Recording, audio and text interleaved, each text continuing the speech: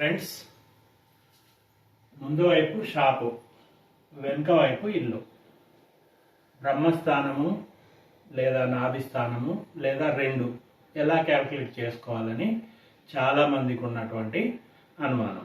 దాని గురించి ఈరోజు వీడియోలో డిస్కస్ చేసుకుందాం.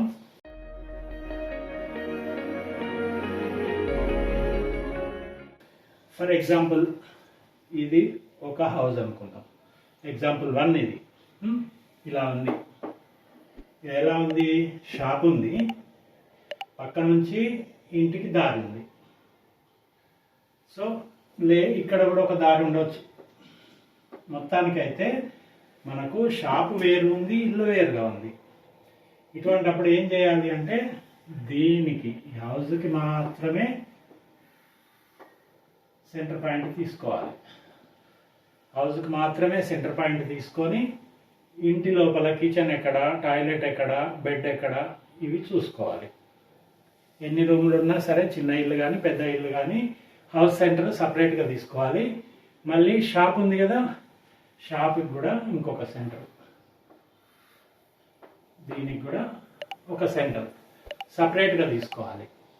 సో ఇక్కడ ఏమైంది, ఈ గోడలు కంప్లీట్గా ఎంత స్థలం ఉందో అంతవరకు కట్టేసుకున్నారు. ఒకవేళ స్థలం ఉంది అనుకోండి, ఇట్లా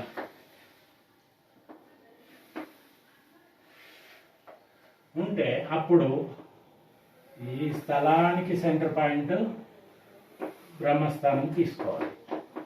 అంటే షాపుది షాప్కు చూడాలి, ఇల్లుది ఇల్లుకు చూడాలి, మొత్తం ప్లాట్కి బ్రహ్మస్థానం ఆధారంగా ఒకసారి చూసుకోవాలి. ఎందుకంటే దీంట్లో కూడా బయట టాయిలెట్స్ అవి రావచ్చు, సంప్ రావచ్చు, బోర్వెల్ రావచ్చు, ఇటువంటివన్నీ ఉంటాయి కదా.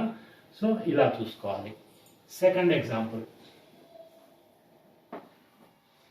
ఎగ్జాంపుల్లో షాప్ ఉంది, వెనకాల ఇల్లు ఉంది, సపరేట్ గేట్ ఉంది.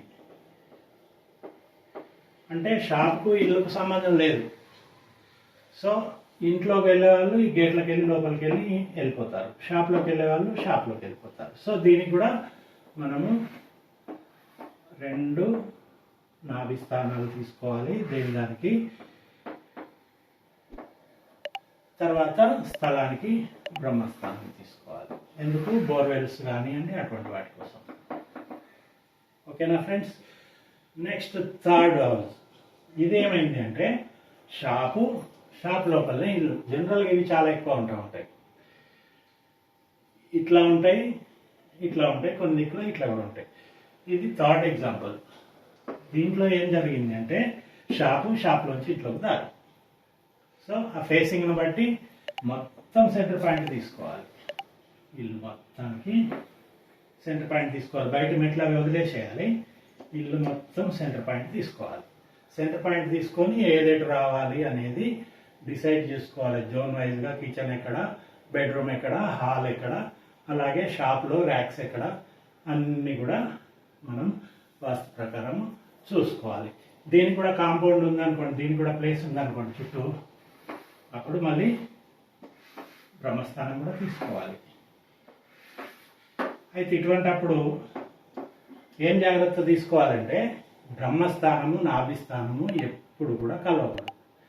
మనుష్యాలయ చంద్రిక గ్రంథంలో క్లియర్ కట్గా ఎక్స్ప్లెయిన్ చేయడం జరిగింది. బ్రహ్మస్థానం నాభిస్థానం ఒక దగ్గర వచ్చిందంటే దాని అర్థం ఏంటి? సెట్ బ్యాక్లన్నీ ఈక్వల్ ఉన్నట్టు. సో ఈస్ట్ వైపు ఎక్కువ స్థలం ఉండాలి, నార్త్ వైపు ఎక్కువ స్థలం ఉండాలి, సౌత్కు వెస్ట్కు తక్కువ స్థలం. అట్లా ఉన్నప్పుడే 2 కలవకుండా ఉంటాయి. ఈక్వల్ సెట్ బ్యాక్ ఉందనుకోండి, అప్పుడు 2 సెంటర్లు ఒక దగ్గర వస్తాయి. అట్లా రాకూడదు. వస్తే సెట్ బ్యాక్లు చేంజ్ చేసుకోవాలి. ఇది ఫ్రెండ్స్ ఈరోజు వీడియో. షాపు, హౌస్ 2 కలిపి ఉన్న వాటికి సంబంధించినటువంటి చాలామంది డౌట్స్కి ఈ వీడియో చేశాను. సో ఈ వీడియో మీకు నచ్చితే ఒక లైక్ ఇవ్వండి, మీ ఫ్రెండ్స్కి షేర్ చేయండి. మీకు వాస్తు ప్లాన్స్ కావాలన్నా, వాస్తు కన్సల్టెన్సీ కావాలన్నా కూడా మా వాట్సాప్ నెంబర్కు మెసేజ్ పెట్టండి. ఓకే ఫ్రెండ్స్, ఈ వీడియో తప్పకుండా మీ ఫ్రెండ్స్కి షేర్ చేయండి. మా ఛానల్ సబ్స్క్రైబ్ చేసుకోవడం మర్చిపోవద్దు. అలాగే మీకు ఏమన్నా సందేహాలు ఉన్నా కూడా కామెంట్స్ రూపంలో తెలియజేయండి. చిన్న సమస్యలు అయితే అప్పటిదప్పుడే మీకు కామెంట్లోనే చెప్పేస్తాను. కొంచెం ఎక్స్ప్లెయిన్ చేయాల్సిన అవసరం ఉన్నప్పుడు మీకు తప్పకుండా వీడియో చేసి అప్లోడ్ చేయడం జరుగుతుంది. Okay friends, thank you.